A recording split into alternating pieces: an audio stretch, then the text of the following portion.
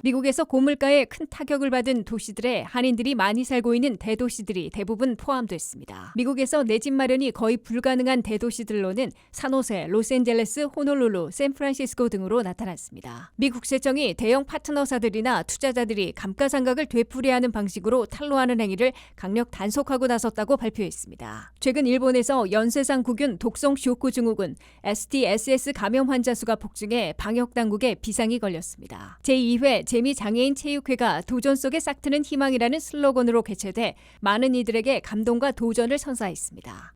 시청자 여러분 안녕하십니까? 워싱턴 뉴스 투데이입니다. 미국에서 고물가에 큰 타격을 받은 도시들에 한인들이 많이 살고 있는 대도시들이 대부분 포함됐습니다. 미국 대도시들의 CPI 소비자 물가는 5월에 3.3%로 발표됐지만 워싱턴 수도권만 전국 평균과 같게 나왔고 달라스와 호놀룰루는 5% 이상 올라 있으며 샌프란시스코와 시애틀, 뉴욕, 로스앤젤레스 등은 4% 안팎을 기록하고 있어 체감 물가와 차이를 보이고 있습니다. 류령화 기자가 보도합니다. 미국에선 역시 대도시들에 사는 거주민들이 높은 물가를 체감하고 있는 것으로 나타났습니다. 연방정부가 매달 발표하는 CPI 소비자 물가지수나 PCE 개인 소비지출 물가지수보다 한인들이 많이 살고 있는 대도시들의 물가 상승률은 전국 평균보다 높은 것으로 나타났다고 CBS 뉴스가 17일 보도했습니다. 연방노동부가 가장 최근에 발표한 대도시 물가지수인 CPI 소비자 물가는 5월에 3.3%를 기록했습니다. 그러나 미 전역에서 고물가에 가장 큰 타격을 받은 대도시들 1위는 미시건 디트로이트로 나타났습니다. 디트로이트는 2달 전에 비해 2.8%나 급등했으나 전년에 비해선 전국 평균을 약간 웃돈 3.5%를 기록했습니다.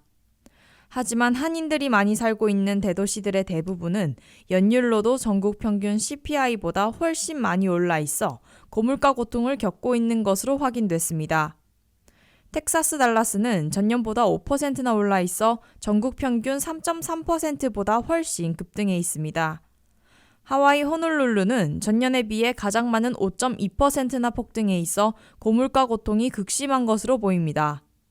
샌프란시스코는 워낙 고물가인데도 전년보다 3.8%나 더 올라 있고 시애틀은 4.4% 인상률을 기록했습니다. 뉴욕, 뉴저지의 인플레이션은 지난해에 비해 3.9%를 기록해 전국 평균 3.3%를 웃돌고 있습니다. 로스앤젤레스의 물가 인상률도 지난해보다 3.9%를 기록해 전국 평균보다 더 많이 오른 물가를 체감하고 있을 것으로 보입니다. 다만 워싱턴 DC와 알링턴, 알렉산드리아는 전년보다 물가 인상률이 전국 평균과 같은 3.3%를 기록하고 있습니다. 이와 함께 샌디에고의 물가 상승률은 3.2%, 애틀란타는 3.1%, 휴스턴은 2.9%로 전국 평균을 밑돌고 있어 고물가 고통이 극심하지는 않은 것으로 나타났습니다. 플로리다의 탐파 지역은 고물가 고통을 겪어온 23개 대도시 지역들 중에서 유일하게 2달 전보다 0.1% 소폭 내려 연율로는 가장 적은 1.8% 오른 것으로 집계됐습니다. 대도시들의 물가 인상률이 전국 평균을 대부분 웃돌고 있는 데다가 장바구니 물가와 기름값, 렌트비 등 주거비, 교통비 등이 CPI 소비자 물가지수보다 2~3배 높기 때문에 미국 서민들의 체감 물가와 큰 격차를 보이고 있는 것으로 해석됩니다. WKTV 뉴스 류령아입니다. 미국에서 내 집 마련이 거의 불가능한 대도시들로는 산호세, 로스앤젤레스, 호놀룰루, 샌프란시스코 등으로 나타났습니다. 이들 도시들에서는 중위 연소득을 10년 이상 모아야 내 집을 살 수 있는 것으로 나타났고 뉴욕은 7년, 보스턴은 6.8년, 워싱턴 수도권 지역은 5년치를 모아야 가능해 매우 힘든 곳으로 꼽혔습니다. 김미연 기자의 보도입니다. 미국의 대도시 지역에서는 10년 이상 중위소득을 모아야 내 집을 마련할 수 있어 5개 도시들이 거의 불가능한 곳으로 꼽히고 있는 등 56개의 대도시들이 내 집 마련의 길이 멀어진 것으로 나타났습니다. 내 집 마련이 거의 불가능한 곳으로 꼽힌 5개 대도시들은 산호세, 로스앤젤레스, 호놀룰루, 샌프란시스코, 샌디에고로 4개 도시들이 캘리포니아에 있습니다. 이들 도시들에서 내 집을 마련하려면 중위소득으로 연소득을 10년 이상치를 모아야 가능하기 때문에 거의 불가능한 것으로 분류되고 있습니다. 가장 불가능한 곳으로 꼽힌 산호세에선 중위소득으로 연소득을 11.9년치나 모아야 되는 것으로 나타났습니다. 2위 로스앤젤레스에선 10.9년치, 3위인 하와이 호놀룰루에선 10.5년치의 연소득을 모아야 내 집 마련을 시도할 수 있어 거의 불가능한 지역으로 꼽혔습니다. 4위 샌프란시스코는 연소득 9.7년치, 샌디에고는 9.5년치를 모아야 돼서 5곳의 불가능 지역에 들었습니다. 그 다음으로 마이애미는 8.1년치, 뉴욕시는 7년치, 보스턴은 6.8년치, 시애틀은 6.7년치, 덴버 6.5년치, 라스베가스 6.2년치, 올랜도 5.8년치, 피닉스 5.4년치, 미러키 5.2년치를 모아야 하기 때문에 내 집 마련하기가 극히 어려운 지역으로 분류됐습니다. 또한 극히 어려운 지역은 미국 내에서 17개 도시들로 나타났습니다. 이어 워싱턴 DC와 알링턴, 알렉산드리아를 포함하는 수도권에선 내 집을 마련하려면 중위소득으로 5년치의 연소득을 모아야 가능해 심각하게 어려운 지역으로 꼽혔습니다. 그보다 사정이 나은 지역들을 보면 휴스턴과 버지니아 비치는 4.4년의 연소득을 모아야 내 집 마련에 나설 수 있는 것으로 나타났습니다. 애틀란타와 볼티모어는 4.3년치를 모아야 가능한 것으로 평가됐습니다. 미국서 비교적 내 집 마련하기 쉬운 대도시들을 보면 펜실베니아 피츠버그가 중위소득으로 3.1년치의 연봉만 모으면 내 집 마련을 할 수 있어 가장 상황이 나은 지역으로 분류됐습니다. 이어 뉴욕주 로체스터와 미주리주 세인트루이스는 3.4년, 오하이오 클리블랜드는 각 3.5년치를 모으면 되기 때문에 비교적 쉬운 지역으로 꼽혔습니다. 그 다음으로 뉴욕주 버팔로, 미시건 디트로이트, 오클라호마 시티 등은 3.6년치를 모으면 내 집 마련이 가능한 것으로 나타났습니다. 오하이오 시내시티는 3.7년, 시카고와 필라델피아는 각 4.2년치의 연소득을 모으면 내 집 마련에 성공할 수 있어 대도시들 중에서는 비교적 상황이 좋은 지역으로 분류됐습니다. WKTV 뉴스 김미현입니다. IRS 국세청이 대형 파트너사들이나 헤지펀드, 투자자들이 자산을 장부상으로만 이전시키면서 감가상각을 되풀이하는 방법으로 탈루하는 행위를 강력 단속하고 나섰다고 발표했습니다. IRS는 이 구멍만 메워도 대형 파트너사들, 조합들과 투자자들로부터 1년에 50억 달러씩 10년간 500억 달러의 세금을 더 걷어들이게 될 것으로 밝혔습니다. 한면태 기자가 보도합니다. 현행 세법의 허점, 구멍을 틀어막아 탈루하는 세금을 더 걷어들이겠다는 IRS의 강력한 탈루 추적이 단행되고 있다고 워싱턴 포스트가 보도했습니다. 연방 재무부 IRS의 최근 시도는 복잡한 미로 구조를 이용하고 있는 대형 파트너사들, 헤지펀드, 부유층 투자자들에 대한 특별 감사를 벌여 그들의 탈루 방법을 틀어막아 세금을 더 징수하겠다는 겁니다. IRS는 특히 대형 파트너사들이나 투자자들이 하나의 부동산이나 장비 등 자산을 장부상으로만 한 곳에서 다른 곳으로 이전하며 감가상각을 반복해 적용해 세금을 낮추는 편법 행위를 중점 감사해 탈루로 분류하고 덜 내거나 회피한 세금을 추가 추징할 것으로 밝혔습니다. IRS는 대형 파트너사들이나 투자자들은 복잡한 미로 구조를 마련하고 변호사나 회계사들을 동원해 같은 자산을 여러 번 감가상각을 적용해 세금을 계산하고 있는데 장부상으로만 이루어지는 이 행동은 경제활동이 아닌 단 하나 세금 낮추기 목적밖에는 없다는 판단이라고 지적했습니다. 미국에서는 복잡한 거래를 통해 세금을 최대한 낮추려는 대형 파트너사들이나 조합, 투자자들이 급증해 2019년에 30만 건이 IRS에 신고돼 10년간 무려 70%나 급증했습니다. 반면에 IRS의 예산 삭감과 인원 축소로 이들 대형 파트너사들과 부유층 투자자들에 대한 감사 비율은 지난 2010년 3.8%에서 2019년에는 0.001%로 급감해 사실상 자유롭게 내버려 두었습니다. 그러나 바이든 민주당이 IRS의 예산을 10년간 800억 달러나 대폭 증액하고 인원을 폐가시켜 절반은 탈루 추적에 나서도록 하는 정책을 펴면서 대대적인 탈루 추적이 단행되고 있습니다. IRS는 이번 파트너사들이나 투자자들의 감가상각 반복으로 세금을 낮추는 행위만 금지시켜도 1년에 50억 달러씩 10년간 모두 500억 달러의 덜 낸 세금을 더 걷어들이게 될 것으로 강조했습니다. 바이든 행정부는 2022년 입법에 성공했던 IRA 인플레이션 감축법에 따라 IRS의 예산을 10년간 800억 달러나 증액키로 하고 8만 7천 명을 신규 고용토록 했으며 그중 절반의 예산과 인원은 탄루 추적 강화에 투입한다고 발표했습니다. IRS는 10년간 800억 달러가 600억 달러로 줄어든 데다가 8만 7천 명을 신규 고용해도 5만 2천 명은 은퇴해서 2029년에는 IRS 전체 인력을 10만 2,500명 수준에서 유지할 것으로 밝혔습니다.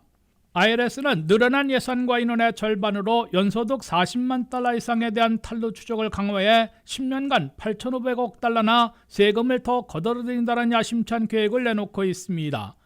하지만 대형 파트너사들이나 투자자들에 대한 감가상각 반복 이용 탄루 감사에 대해서 현행 세법상 합법적인 행위를 금지시키려는 것이라는 소송이 걸리고 있습니다.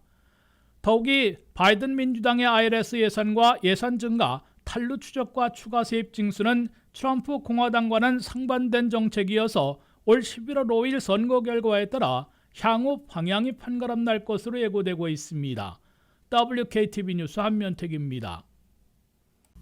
최근 일본에서 괴사성 근막염을 유발하는 연쇄상 구균 독성 쇼크 증후군 STSS 환자가 급증해 일본을 방문하는 여행객들에게도 우려가 되고 있습니다. 6월 초 감염 환자는 977명으로 전년 동기 대비 2.8% 오른 수준인데요. 주로 점막이나 상처를 통해 감염되는데 기침과 재채기를 할 때 확산되는 비말로도 감염될 수 있어 예방 차원에서 기침 예절을 잘 지키고 올바른 손 씻기를 생활하며 상처가 나면 깨끗이 소독해야 한다고 전문가들은 강조했습니다. 일본에서 원인을 알 수 없는 매우 치명적인 박테리아 감염 사태가 폭증해 방역당국에 비상이 걸렸습니다.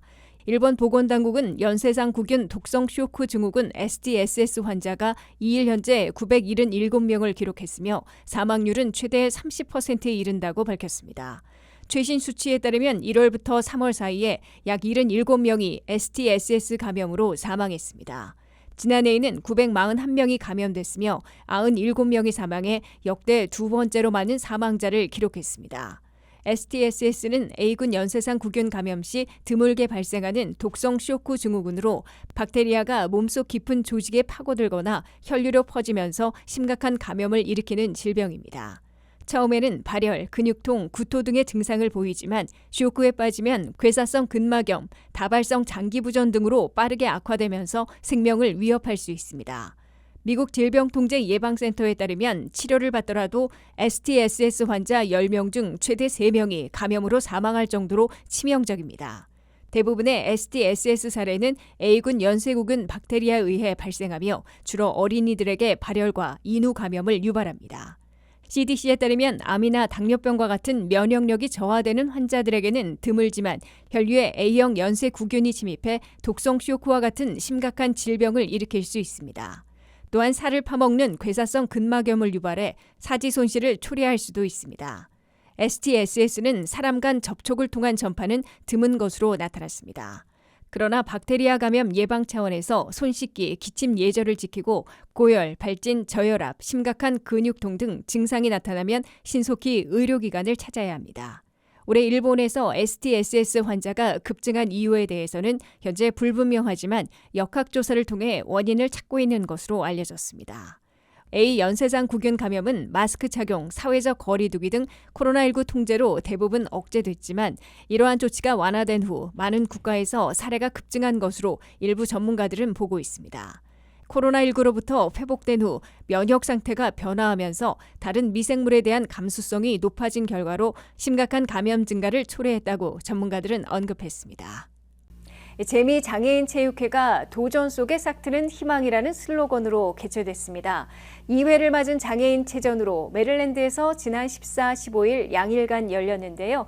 장애를 극복하며 도전하는 선수들은 참석한 많은 사람들에게 감동을 선사했습니다. 안혜린 기자가 취재했습니다. 제2회 재미장애인 체육회가 6월 14일에서 15일 양일간 메릴랜드에서 열렸습니다. 재미장애인 체육회는 초대 안경호 회장이 초석을 다져 2022년에 제1회 전 미주 장애인체전을 캔사스시티에서 개최한 것이 시작입니다.